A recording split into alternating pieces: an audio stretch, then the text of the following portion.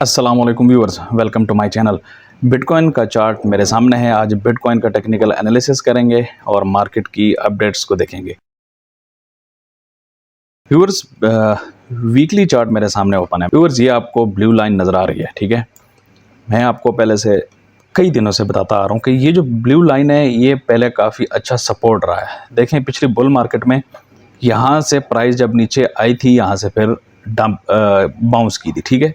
एक सपोर्ट मिला, उसके बाद दोबारा यहाँ पर प्राइस आई, यहाँ पर कुछ आई थिंक 2-3 मंथ्स यहाँ पर सपोर्ट दिया, उसके बाद वापस प्राइस ऊपर गई। उसके बाद व्यूअर्स अगर हम देखें, यहाँ पर फिर आई, उस लाइन पे तो नहीं लेकिन उसके करीब आई एंड सपोर्ट मिला, और उसके बाद जब इसको ब्रेक कर गया तो फिर नीचे आ गई प्राइस, ठीक है।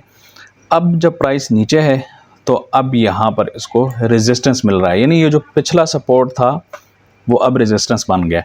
व्यूअर्स, इस मार्केट में एक चीज़ आपने टेक्निकल एनालिसिस में ख्याल रखना है कि जो एरिया पहले सपोर्ट होता है वो कुछ टाइम के लिए आइंदा आने वाले टाइम में रेजिस्टेंस बन जाता है, या इसके उलट भी होता है। जैसे कि जो एरिया पहले रेजिस्टेंस रहा है वो एक टाइम आता है कि वो सपोर्ट बन जाता है। अब उसकी मैं आपको एग्जांपल देता हूँ। यहाँ पर एक बड़ी ही क्लियर एग्जांपल नज़र आ रही है। लुक एट दिस व्यूअर्स, ये जो लाइन है ये पहले रेजिस्टेंस था, ठीक है। ये देखिए, यहाँ से प्राइस आई यूँ, ठीक है, रेजिस्ट किया, फिर नीचे आई, फिर यूँ आई, फिर नीचे आई, अब ऊपर चली गई, ठीक है। यानी पहले रेजिस्टेंस था, अब ये सपोर्ट बन गया। देखिए, अब यहाँ पर आई है तो यहाँ से फिर ऊपर की तरफ बाउंस कर गई, ठीक है। यानी पहले रेजिस्टेंस था, अब सपोर्ट बन गया। और इसी तरह जो पहले सपोर्ट होता है वो रेजिस्टेंस बन जाता है। तो अब ये जो ब्लू लाइन थी ये पहले सपोर्ट थी, अब यहाँ पर रेजिस्टेंस बनी हुई है। लेकिन व्यूअर्स, ये एक दफ़ा जब ब्रेक कर गया तो फिर ये प्राइस कंट्रोल से बाहर हो जाएगी, फिर ऊपर ही जाना है इसने, ठीक है ना। हाँ, ये हो सकता है कि अब ये रेजिस्टेंस तो हो सकता है यूँ ऊपर जाए और फिर थोड़ी सी देर के लिए सपोर्ट मिले हमें यहाँ पर और फिर ऊपर निकल जाए, ऐसे भी हो सकता है। जैसे मैंने आपको कहा है कि रेजिस्टेंस सपोर्ट बन जाती है और सपोर्ट रेजिस्टेंस बन जाती है। इसके अलावा viewers, we are in a rising wedge, ठीक है ना। ये राइजिंग वेज है तो ये थोड़ा सा व्यूअर्स एक क्रिटिकल है, डेंजरस है, क्योंकि ये यहाँ से प्राइस नीचे की तरफ भी आ सकती है, ठीक है। व्यूअर्स, अगर हम देखें टेक्निकल जो इंडिकेटर्स हैं वो बियरिश हैं। जैसे कि मैंने आपको कहा था, वीकली चार्ट में भी देखें ये एक बियरिश डाइवर्जेंस बन रही है, ठीक है। इसी तरह डेली चार्ट पे भी एक बियरिश डाइवर्जेंस है। और इसके अलावा मैंने आपको बताया था कि वीकली चार्ट पे तो साफ नज़र आ रहा है। लुक एट दिस व्यूअर्स, हम ओवरबॉट की रेंज में हैं और डेली पर भी हम ओवरबॉट की रेंज में हैं। तो technically we are bearish. Technically price को यहाँ से गिरनी चाहिए लेकिन गिर नहीं रही। पिछले 1 महीने से 1.5 महीने से प्राइस गिर नहीं रही। उसकी वजह ये है कि यानी सेलिंग प्रेशर आ तो रहा है। मैंने आपको एक चार्ट दिखाया था पिछले कुछ दिनों में सेलिंग प्रेशर का, लेकिन प्राइस क्यों नहीं गिर रही? उसकी वजह है कि डिमांड में इजाफा बहुत ज़्यादा हो रहा है। प्राइस अगर नीचे से आती भी है तो हल्का उसको बाय कर लिया जाता है, और उसकी वजह यह है इंटरनेशनल मार्केट की न्यूज़। अभी एक और न्यूज़ आई है, तो व्यूअर्स अगर हम न्यूज़ को डिस्कस नहीं करेंगे तो हम अच्छे ट्रेडर नहीं बन सकते, ठीक है। तो ये न्यूज़ मैं आपको एक इंटरनेशनल बता रहा हूँ। अभी SEC की एक और जो न्यूज़ आई है, कॉइनबेस और SEC का जो केस हो रहा है, ये न्यूज़ है Coinbase SEC spar over definition of securities and nature of staking in first court hearing. Viewers, ये अब फर्स्ट कोर्ट हियरिंग थी SEC और कॉइनबेस के दरमियान जो एक केस चल रहा है, ठीक है। अब इसमें जो ज़्यादा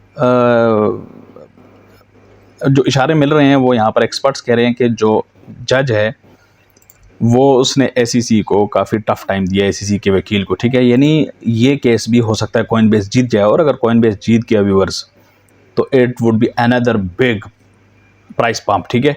Judge's questions offered hints of how she is looking at Coinbase's legal battle with the US Securities and Exchange Commissions during the first hearing. In pre-motion hearing Thursday that lasted over 2 hours, including a brief recess where both parties handled to digest federal judges ruling on the SEC's separate Ripple lawsuit. Ripple law suit भी discuss हुआ है। And viewer, जो ripple case का फैसला आया तो ज़्यादा उम्मीदें अब यही की जा रही हैं कि कॉइनबेस ये केस जीत जाएगा बड़े आसानी से। व्यूअर्स, खबर काफ़ी लंबी है, मैं आपको शॉर्ट जो इंपॉर्टेंट पॉइंट्स हैं सिर्फ वो चूज़ करके दिखाऊंगा। The case is being closely watched not only because it pits the securities and regulator for the world's largest economy against one of the oldest and best own companies in the crypto industry, ठीक है। At times जज Failla showed skepticism towards the SEC's messaging, saying there was tension between the commission. Pure skepticism का मतलब है कि जो SEC ने जो जवाब दिया ना वो कोई तसल्ली बख्श जवाब नहीं था, ठीक है ना। ये बड़ा पॉइंट है, बड़ा ज़बरदस्त पॉइंट है। एक्सपर्ट्स ने इस पॉइंट को बड़ा हाईलाइट किया है कि जज है वो एसईसी की वकील के ने जो आगे दलाइल दिए हैं वो बिल्कुल जज बिल्कुल भी मतलब वो सेटिस्फाइड नहीं थे, ठीक है। यानी एसईसी के पास जो प्रॉपर, आपको पता है ना, पहले भी उन्होंने जो कहा था कि भाई पुराना कानून 1930 1940 का लागू करेंगे, तो वहाँ तो वो हार गए, ठीक है। इतना पुराना कानून आप लागू नहीं कर सकते। यहाँ पर भी कुछ सीन ऐसा ही लग रहा है। The SEC is not looking to regulate all crypto in the country. We regulate conduct, said the SEC's counsel. We asked to contextualize prior testimony from Chris Gensler. Okay, viewers, ये technical बातें मैं आपको short बताता हूँ. It seems like to consider which product to regulate. अच्छा viewers, ये news का link है, मैंने आपको शॉर्ट बता दिया। अब यहाँ पर एक ट्वीट है, इसी केस यही जो हियरिंग हुई है तो उस केस ने आसान अल्फाज में बताया हुआ है, ठीक है ना। आपको पता है कोर्ट की हियरिंग टेक्निकल होती है, ठीक है। Lawyers from both sides and their first hearing before the judge handling case reports from the court proceeding are mainly positive for Coinbase, ठीक है ना। वही बात जो मैं कह रहा हूँ इसने भी यही कह दिया है, ठीक है। अब इस बंदे ने आसान समझाया हुआ है कि भाई वहाँ पर क्या हुआ है। कोर्ट फ्रॉम जज, it's not crazy for Coinbase to think what they were doing was okay based on the issuance of the S1. The judge asked whether SEC's position is on whether Ether is a security. The SEC lawyer said, I don't believe the commission has spoken on Ether. Viewers, यहाँ पर जो जज है वो पूछ रहा है SEC के वकील से कि क्या इथेरियम भी सिक्योरिटी है। तो आगे से SEC के वकील कहता है कि हमारा तो ख्याल नहीं है कि हमने इथेरियम पे बात की है। क्यों बात नहीं कर रहे भाई, इथेरियम पे बात क्यों नहीं होगी। मैंने अपनी पिछली वीडियो में आपको बताया था कि भाई जो मैंने आपको 1 महीने पहले SEC और गैरी गेंसलर की वीडियो बनाई थी, मैंने उसमें आपको बताया था कि इन्होंने इथेरियम को इग्नोर किया हुआ है, उसके बारे में बात ही नहीं कर रहे, क्यों छुप रहे हैं उसके बारे में।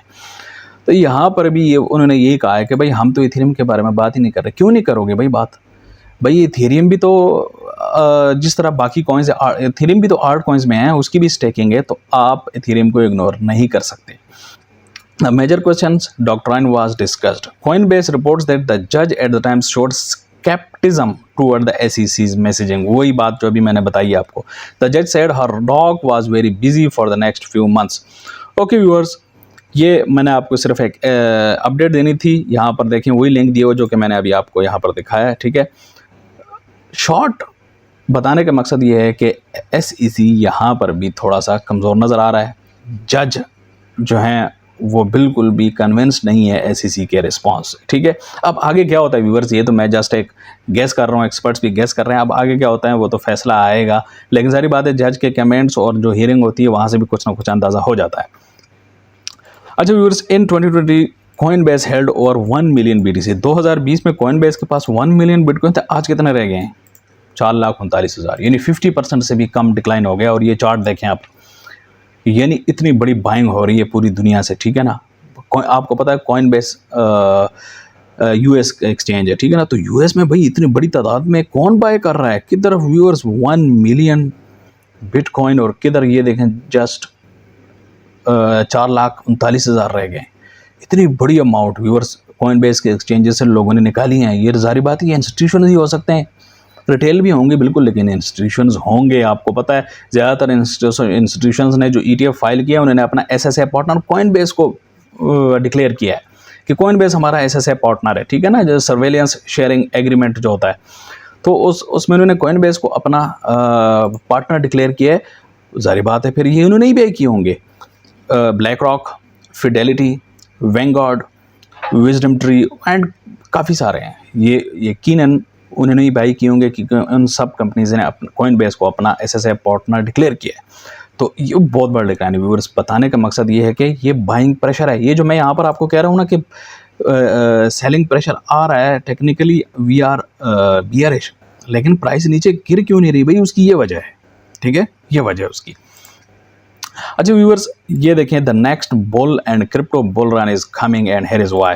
व्यूअर्स, ये बड़े ज़बरदस्त पॉइंट्स इस ट्वीट में बताए गए हैं। इन्फ्लेशन फॉलिंग फास्ट, इन्फ्लेशन आपको पता है पिछली जो FOMC की मीटिंग थी, मैंने आप उस पर वीडियो भी बनाई थी, आप मेरे चैनल में जाके देख लें। अगर आपने चैनल सब्सक्राइब नहीं किया तो आप देख लें वो FOMC मीटिंग, एंड नेक्स्ट जो आएगी उस पर भी मैं वीडियो बनाऊँगा। उसमें इंटरेस्ट रेट नीचे गिर गया, ठीक है। इन्फ्लेशन फॉलिंग फास्ट, जो अभी पिछली वीडियो मैंने CPI की बनाई थी, वो भी falling fast. XRP likely most altcoins not securities. XRP भी अपना कैश जीत गया एंड डेफिनेटली जो दूसरे कॉइन्स है वो भी अपना कैश जीत जाएंगे. ऑल्ट कॉइन्स रैली भी आ सकती है इस वजह से, ठीक है. DXY free fall, DXY fall हो रहा है, डॉलर की वैल्यू गिर रही है और उसकी वजह क्या हो सकती है वो मैं अभी आपको बताने वाला हूँ. Just wait. BlackRock Bitcoin ETF staked Ethereum all-time high. The SEC will most likely lose all other cases, altcoins and XRP. The SEC will मतलब वही बातें, ठीक है. SEC सारे केसेस आगे लूज कर सकता है.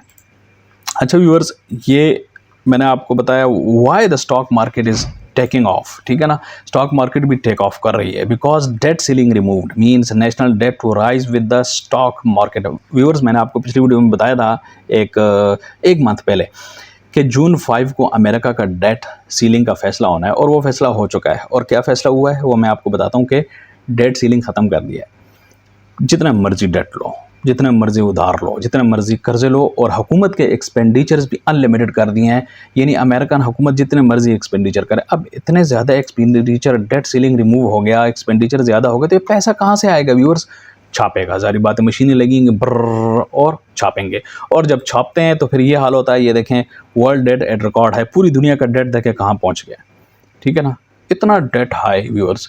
और जब डेट हाई होता है तो फिर डॉलर का ये हाल होता है. लुक एट दिस, डॉलर का ये हाल होता है, ठीक है. और DXY जो मैंने अभी आपको पिछले बताया था, मैंने आपको बताया था कि मैं आपको दिखाता हूँ DXY क्यों गिर रहा है, डॉलर क्यों गिर रहा है, डॉलर की वैल्यू क्यों गिर रही है. पाकिस्तानी रुपये या इंडियन रुपये की बात नहीं कर रहा, मैं DXY इंडेक्स की बात कर रहा हूँ. अमेरिका में जो DXY इंडेक्स है ना, मैं उसकी बात कर रहा हूँ. वो नीचे गिर रहा है. वो ये देखें, $1 की बाइंग पावर ये देखें 1913 में क्या थी और आज 2023 में क्या आ गई, बिल्कुल ज़ीरो के करीब आ गई, ठीक है.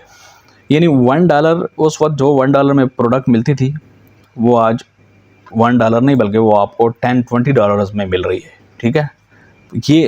ये हाल होता है जब आप इतना ज़्यादा, जब आप डेट सीलिंग को हटा देते हैं. Look at this, date ceiling को हटा देते हैं, गवर्नमेंट एक्सपेंडिचर आपने अनलिमिटेड कर दिए, तो उसका फ़ायदा किसको? अल्टीमेटली जाएगा बिटकॉइन को. लुक एट दिस व्यूअर्स, यही तो वो चीज़ है जो मैं आपको बता रहा हूँ. फ़ायदा सारा फिर जाता है बिटकॉइन को. इसलिए मैं आपको कहता हूँ कि बाय बिटकॉइन, नहीं सेल करना है. आपको ज़रूरत है, थोड़े से ज़रूरत के लिए सेल कर देते हैं, वो अलग बात है, लेकिन बाइंग एंड होल्डिंग आपने रखनी है, ठीक है.